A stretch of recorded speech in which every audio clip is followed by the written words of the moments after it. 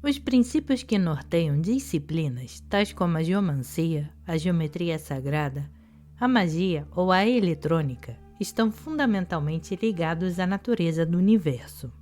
Dogmas variáveis de diferentes religiões ou mesmo de grupos políticos podem ditar variações de forma externa, mas os fundamentos operatórios permanecem constantes. Pode-se fazer uma analogia com a eletricidade. Para que uma lâmpada elétrica se ilumine, é preciso que várias condições sejam preenchidas. Uma determinada corrente deve alimentar a lâmpada por meio de condutores isolados com um circuito completo, e etc.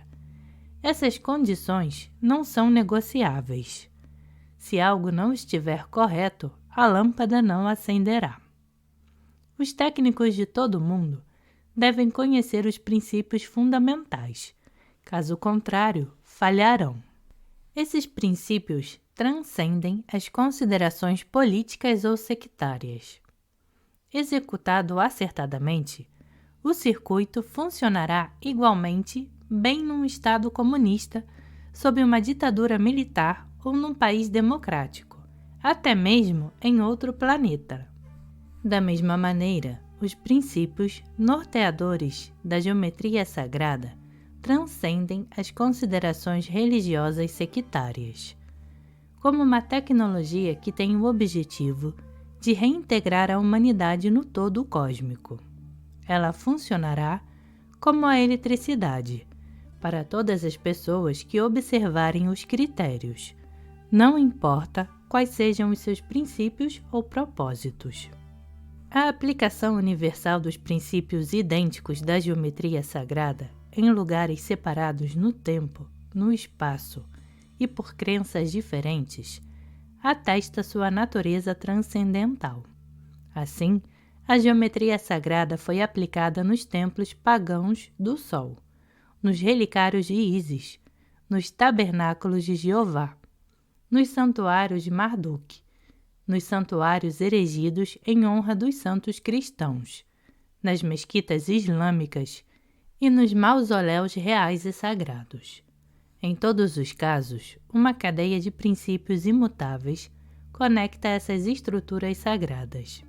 A geometria é geralmente incluída na disciplina da matemática, todavia, a matemática numérica, na verdade, derivou da geometria, que possui uma ordem muito mais fundamental do que a mera manipulação de números, que é criação do homem. Nos nossos dias, as razões geométricas são invariavelmente expressas em termos matemáticos, e parece impensável que a geometria pudesse ser separada da matemática. Todavia, a expressão matemática de razões tais como π e a seção dourada é apenas uma convenção engendrada para uma civilização letrada, adestrada em figuras e em cálculo.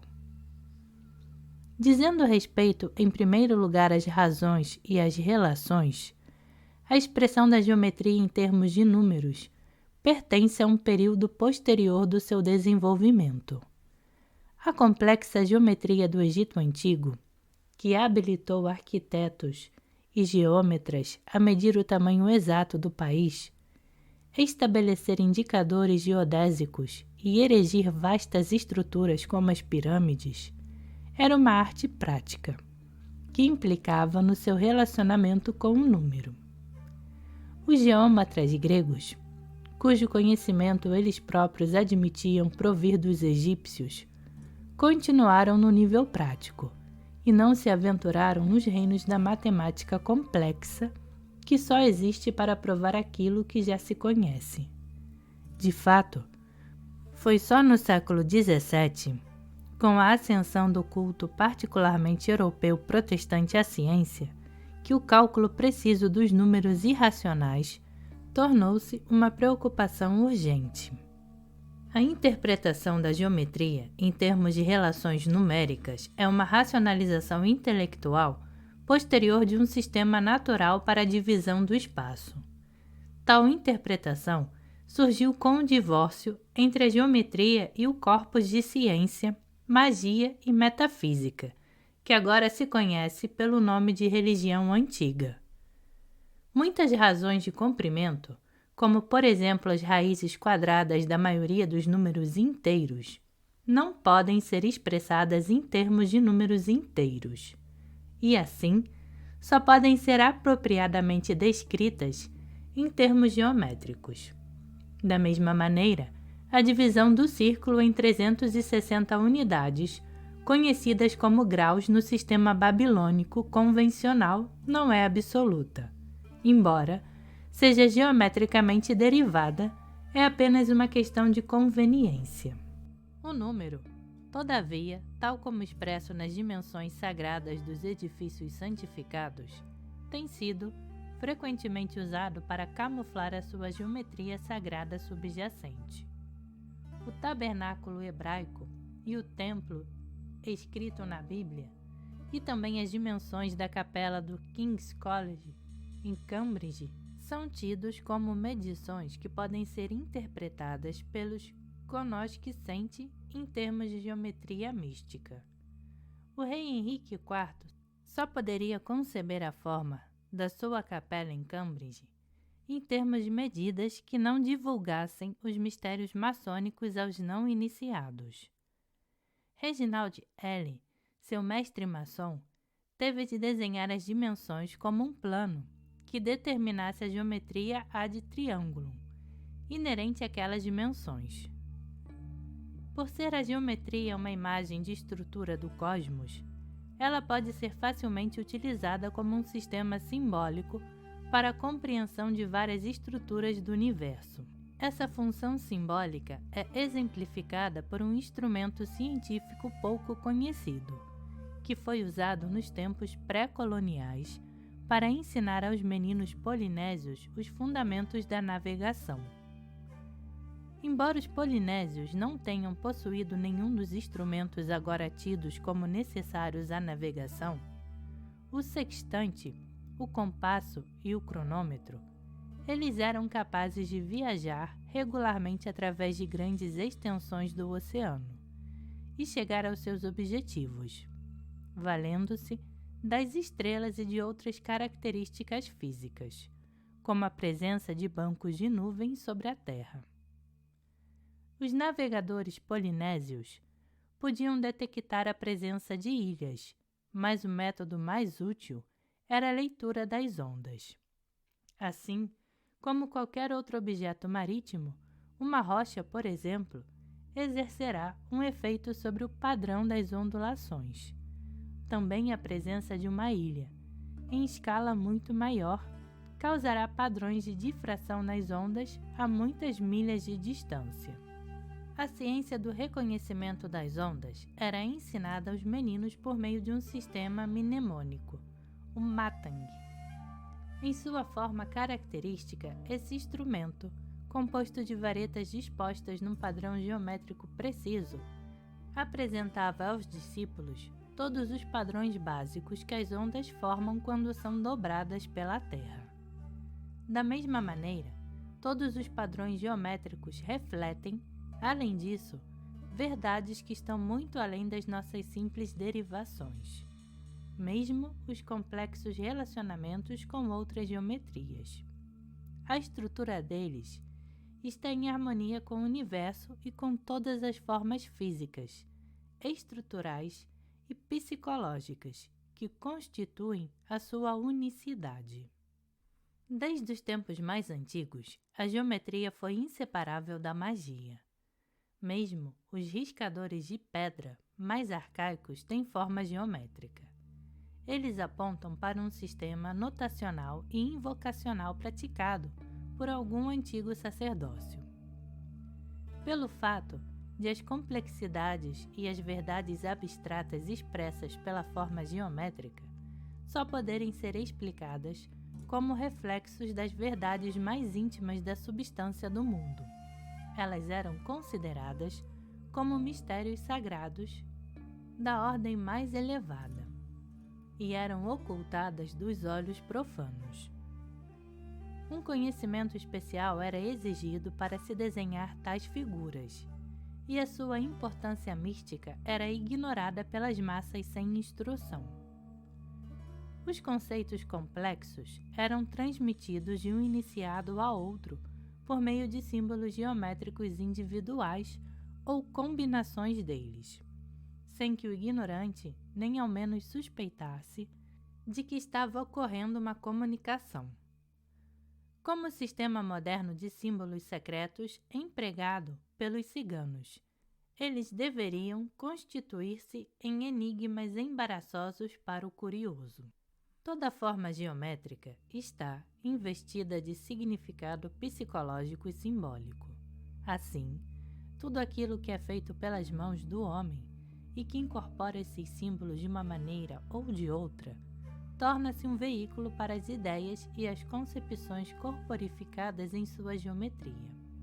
Através dos tempos, as geometrias simbólicas complexas agiram como a base para a arquitetura sagrada e profana, variando a geometria de acordo com a sua função.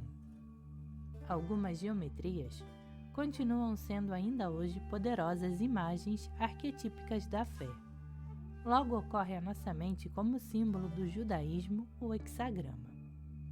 Outras geometrias foram menos conhecidas pelo público, sendo usadas para indicar aqueles que estavam a par com alguma verdade esotérica, como Vesica Piscis do tampo da fonte Chalice em Glastonbury.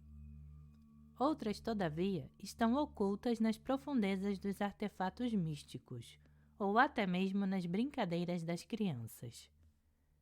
Uma brincadeira bastante comum entre escolares é uma reminiscência de um antigo sistema de geometria sagrada, conhecida como ler a sorte.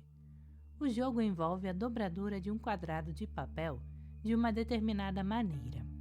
De qualquer jeito que o abrirmos, sempre se nos revelará uma de 4 opções. A dobradura do papel e a forma que ele toma quando desdobrado são um dispositivo mnemônico para a criação da geometria ad quadratum usada pelos antigos maçons. Toma-se um quadrado de papel e dobram-se os 4 cantos de maneira que eles se encontrem. Este procedimento produz um novo quadrado, cuja área corresponde à metade do quadrado original. Estes cantos são novamente dobrados de dentro para fora, o que cria um outro quadrado correspondente à metade do anterior e produz uma divisão óctupla. Pode-se fazer, a partir daí, uma figura tridimensional, com 2 grupos de vértices que podem ser abertos e fechados à vontade. A associação dessa geometria muito bem definida com a leitura da sorte pode ser perfeitamente o resíduo deteriorado de um antigo sistema de adivinhação, pois o padrão assim formado não só reproduz a configuração básica do ad quadratum, mas também o esboço tradicional do desenho do horóscopo. Este último padrão combina de maneira engenhosa a divisão óctupla pagando o quadrado com a divisão duodécupla oriental do zodíaco.